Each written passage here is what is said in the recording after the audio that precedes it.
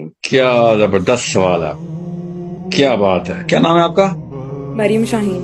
کردار پڑھایا نہیں جا سکتا، کردار سکھایا جاتا ہے. بس یاد رکھیے گا، بزدل کا کام اسلام میں کچھ نہیں ہے. بزدل اسلام کو بھی ڈبوئے گا، یہ یاد رکھیے گا. جو مرضی کس مرضی سیکٹر میں لے جائیں، ڈومیسٹکلی بھی، پولیٹیکلی بھی، سوشلی بھی، انٹلیکچولی بھی، بزدل بندہ مروائے گا ہی مروائے گا.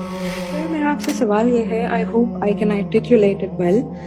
آپ نے کہا کہ 3 اسٹیپ اسٹریٹجی آپ نے بنانی ہے، نالج، اسکل اور ایٹریبیوٹ، خود کے لیے بھی اور فار یور چلڈرن.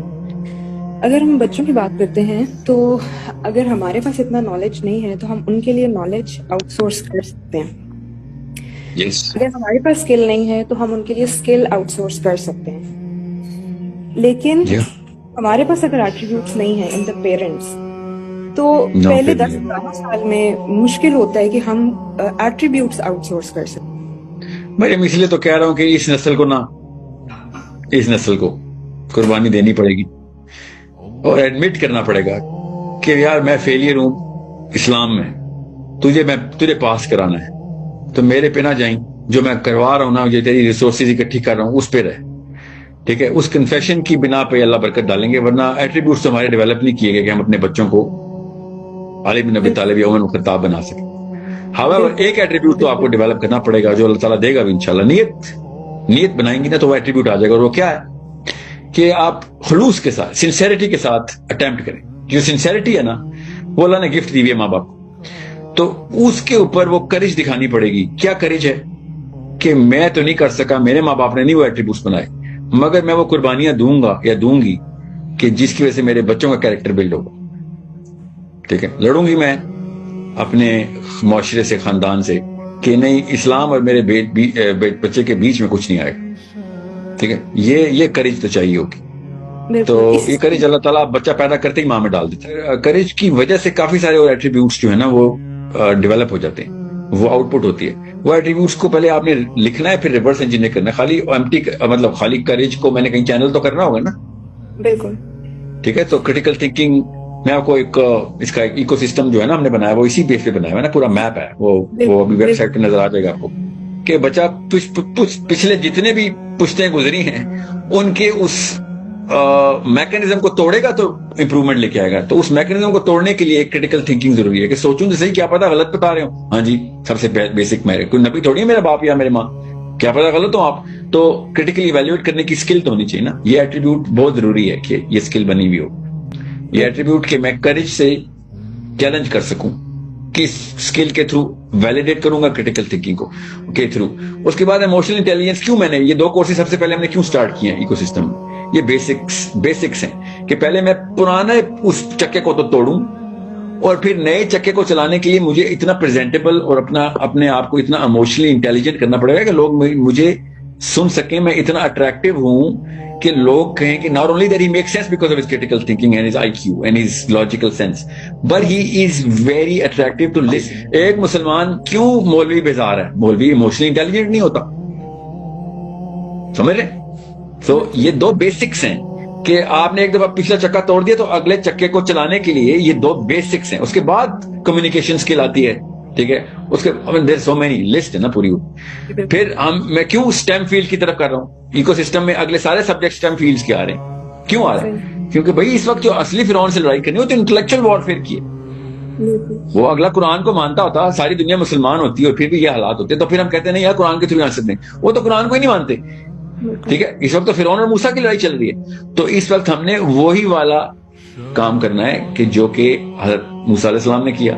اگر یہ بنی اسرائیل کے لوگ ہوتے تو پھر عیسیٰ علیہ السلام والا جو کام کیا، اور یہی مکنز اور پیگنز ہوتے عربین، تو نبی علیہ السلام نے جو کام کیا کہ بلاغت کے تھرو ان کو بتائیں گے. ان کو بلاغت میں بڑا ناز ہے نا. ٹھیک ہے، اس وقت کا فرعون ہے نا وہ اسٹیم فیلڈز کے اندر اپنے آپ کو اللہ سے دور کروا رہا ہے. دنیا کو ڈھونڈتا وہ اللہ کو ہی ہے. خوش نیت بھی ہوں گے نا، مگر چونکہ اللہ تعالیٰ نے ہدایت تو قرآن پاک کے تھرو دینی ہے، وہ اس سے دور ہیں تو وہ حملہ کرتے ہیں اس سائیکالوجی پہ. اور ان کے پاس حملہ کرنے کے لیے بڑا ایزی ٹارگیٹ ہے مسلمان، کیونکہ مسلمان ہر طرف سے انکمپیٹنٹ.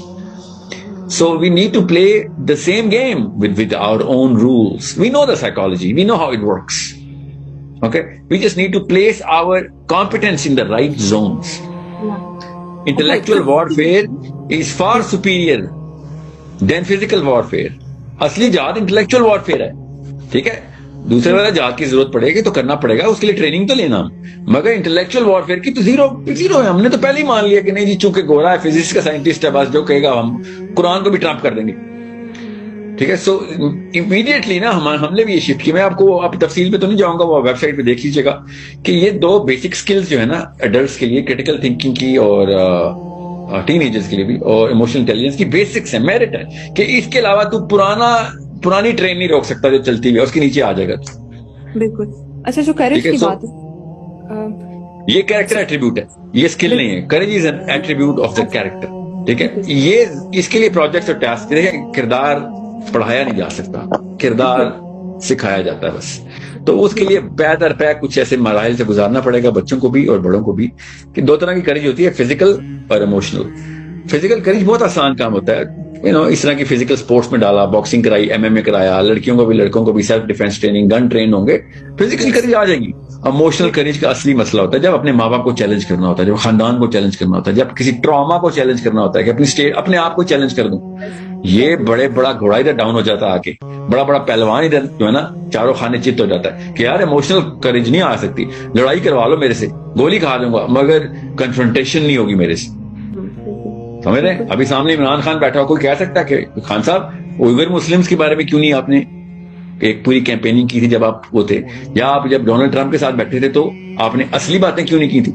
इसके लिए करेज चाहिए होती है, फिजिकल करेज. कोई लड़ाई करनी है, कोई मारेगा कि नो, वो जो इंफीरियोरिटी आएगी ना आपके अंदर, वो इंफीरियोरिटी लैक ऑफ करेज की वजह से आएगी.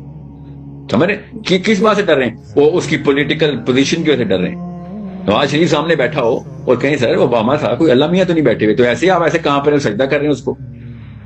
मतलब मरीम नवाज शरीफ के साथ बैठ के आप कह सकते हैं कि आप ये बताएं, बदर की लड़ाई में, मरीम नवाज शरीफ के लिए मैं ये पैगाम दे रहा हूं, बदर की लड़ाई में कुफार लड़े मुसलमानों से, और एक आंटी कुफार को, अबू जहल को काले चने और कीमा खिला रही हो कि शाबाश शाबाश तुझे भूख लगी होगी, बड़ा जबरदस्त खाना बनाती. आप सोचें, अबू जहल को काले चने और कीमा खिला रही हो एक औरत बदर की लड़ाई में, आप क्या सोचेंगे उस औरत के बारे में? एग्जैक्ट सही काम किया ना नवाज शरीफ की बेगम ने, मरीम नवाज की मां ने ही किया ना. वो अपाची हेलीकॉप्टर भेजे 35, उसने 300 बच्चे मारे, और नवाज शरीफ काले चने और कीमा लेके जा रहे हैं उसके लिए. सोचें तो सही. अब ये मेरे सामने नवाज शरीफ बैठा हो तो can I have the courage to say this? Well I better have that courage to say this. That's the bare minimum of Muslim, कि भैया तुझे अल्लाह ने एक कुर्सी किसी वजह से दी, अल्लाह के तुक्के नहीं है, तुझे कुर्सी दी थी तेरे टेस्ट के लिए, और तुझे हमारे टाइम पे पैदा किया हमारे टेस्ट के लिए, कि तू सामने एक दफा आया और तुझे गले से पकड़ के पूछूं कि मियां तुझे वो 35 अपाची काले हेलीकॉप्टर नजर नहीं, तुझे काले चने नजर आए उस वक्त? सोचने वाली बात है ना बेटा. करेज देखें, यहाँ पे क्या कोई दंगल लगना था? हाथापाई होनी थी ओबामा के साथ कि कौन ज्यादा जिम जाता है. ओबामा भी पागल था ऐसे पहलवान से लड़ाई करता. ये इमोशनल करेज की बात होती है.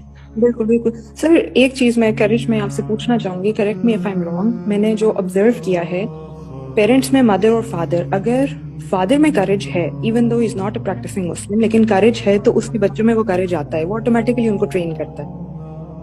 लेकिन अगर फादर में करेज नहीं है और मदर में करेज है, तो आई हैव सीन के the sons become like the father, तो फिर उनमें करेज लैक करता है कहीं ना कहीं, बिकॉज हर बेटा ऑब्वियसली अपने बाप को आइडियलाइज करता है कहीं ना कहीं. तो इस केस में मतलब आपकी क्या एडवाइस होगी ऐसे पेरेंट्स के लिए जिसमें फादर में करेज नहीं है, kind of weak in courage, even dependent on his own parents, तो उनके बच्चों में फिर करेज कैसे डेवलप कीजिए? रूल नहीं जो आपने बताया है कि बाप कमजोर है तो बेटा कमजोर ही होगा, ऐसा तो कोई साइकोलॉजिकल रूल नहीं है. यस, प्रोबेबिलिटी जरा ड्रॉप होती है तो माँ को फिर दुगना काम करना पड़ेगा. माँ अगर कमजोर बुजदिल है, याद रखिएगा बुजदिल का काम इस्लाम में कुछ नहीं है, बुजदिल इस्लाम को भी डुबोएगा, ये याद रखिएगा. जो मर्जी किस मर्जी सेक्टर में ले जाए, डोमेस्टिकली भी, पॉलिटिकली भी, सोशली भी, इंटेलेक्चुअली भी, बुजदिल बंदा मरवाएगा ही मरवाएगा. ठीक है.